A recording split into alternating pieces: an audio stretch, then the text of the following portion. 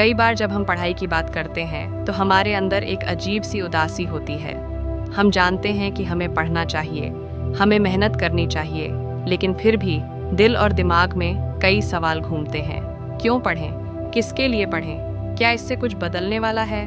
और सबसे बड़ा सवाल, क्या हम वाकई इस लायक हैं कि कुछ बड़ा कर सकें? लेकिन यही तो शुरुआत है, सवालों की, संघर्ष की और बदलाव की। आज जब तुम इस वीडियो को देख रहे हो, शायद तुम थके हुए हो, शायद बहुत बार कोशिश कर चुके हो और बार बार असफल हुए हो सकता है तुम्हें लगता हो कि अब तुमसे नहीं होगा।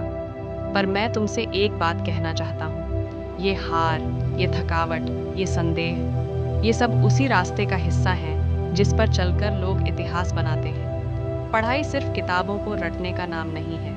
पढ़ाई एक सोच है, एक तैयारी है, एक रास्ता है खुद को उस मुकाम तक पहुंचाने का जहां तुम्हारी सोच, तुम्हारा आत्मविश्वास, तुम्हारा दृष्टिकोण सब कुछ बदल जाता है। जब तुम पढ़ते हो तो तुम सिर्फ परीक्षा की तैयारी नहीं कर रहे होते, तुम उस युद्ध के लिए खुद को तैयार कर रहे होते हो जो जिंदगी में हर दिन लड़ा जाता है। हर दिन जब तुम सुबह उठते हो और किताब खोलते हो तो वो सिर्फ पढ़ाई नहीं होती, वो एक चुनौती होती है अपने ही डर से लड़ने की। वो एक कदम होता है उस भविष्य की ओर जो तुम खुद के लिए देखना चाहते हो सकता है आज तुम्हारे पास सब कुछ न हो, महंगे स्कूल, ट्यूशन, कोचिंग, गाइडेंस, लेकिन अगर तुम्हारे पास जिद है, अगर तुम्हारे पास सपना है, अगर तुम्हारे पास खुद पर यकीन है, तो दुनिया की कोई ताकत तुम्हें नहीं रोक सकती।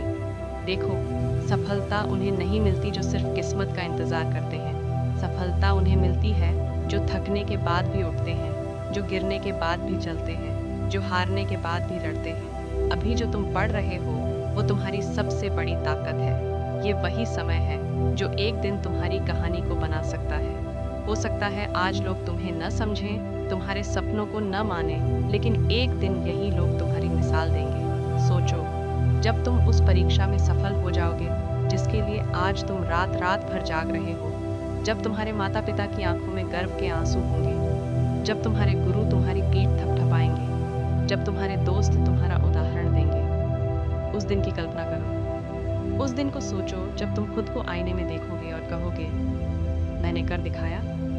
लेकिन उस दिन के लिए तुम्हें आज लड़ना होगा।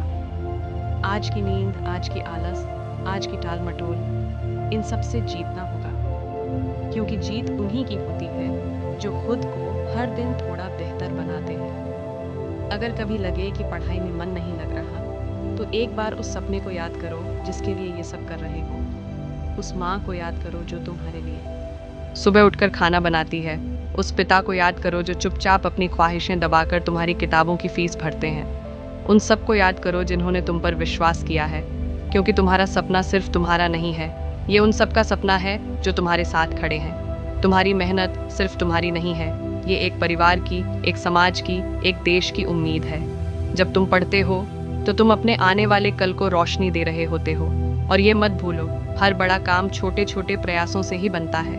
हर दिन का एक पन्ना, हर घंटे की एक समझदारी, हर रात की एक कोशिश, ये सब मिलकर ही वो परिणाम बनते हैं जिनसे इतिहास बनता है।